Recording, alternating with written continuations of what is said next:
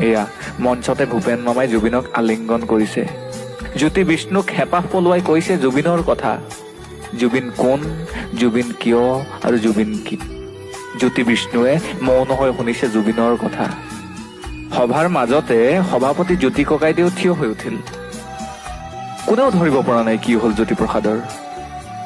কলাগুৰুৰ ফালে আকুল দৃষ্টিৰে চাই কলে কিবা এটা। সকলো বুজি এইবাৰ বিষ্ণু ৰাভাই এক প্ৰকাৰৰ কাৰা নিৰ্দেশেই দিলে। আজি সভাত বেলেগ গীত নহব, কেৱল মায়াবিনী চলিব। সৰগত এতিয়া মায়াবিনীৰ গুঞ্জন।